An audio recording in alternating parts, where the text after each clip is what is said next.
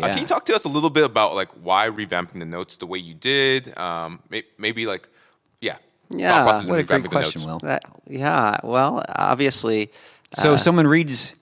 That's a good amount of notes. Oh, it's good.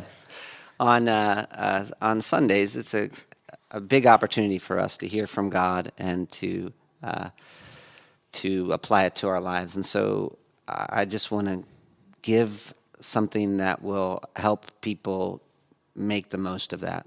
And what I recognized in the notes that I gave before, it probably was too much and a little scattered. And so I thought, why don't we revamp the notes so that there's something to do before you come, something to help you think about while I'm preaching, and then something that will you can work on after the sermon. So you can really take advantage of the message to the maximum. And I know sometimes maximum.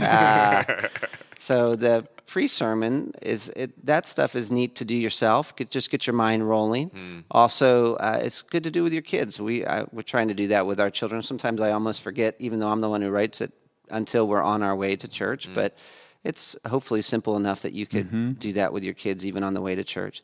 During the sermon, one of the things I've tried to do in that mid-sermon is show what you can be looking for in a message. Because sometimes we think the way to take notes is if I get point 1, point 2, point 3, it's like then I did it, and then we put that in our file and never look at it again. So it's like if you get point 1, point 2, point 3, great, that's fantastic. That will help you understand the flow of the text.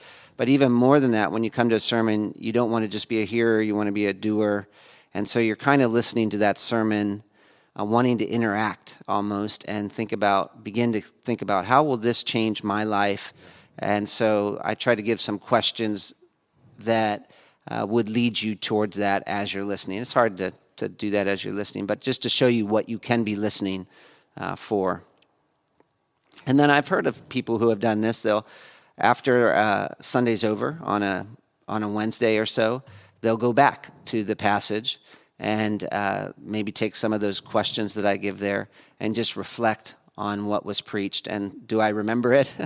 And then have I made some steps forward in applying it to my life? I like this format. I've enjoyed the last couple of weeks going through the questions with the girls on Saturday.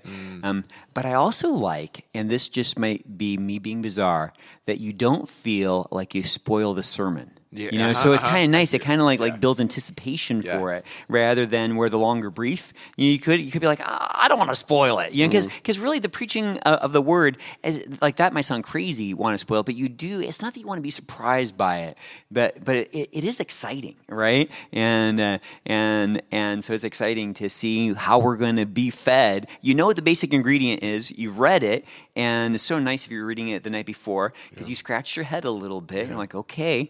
Wineskins, rituals. Right. Okay, so what's going to happen here? Right. You're probably asking some of the same questions that Pastor Joshua is asking during the message. So, I feel you too, because the relations like movies, right? Like you get a general gist of it, but don't spoil it, because I want to be anticipating. I want to be curious. I want to be involved. Yeah. Instead of like, oh, I know what's going to happen. Yep.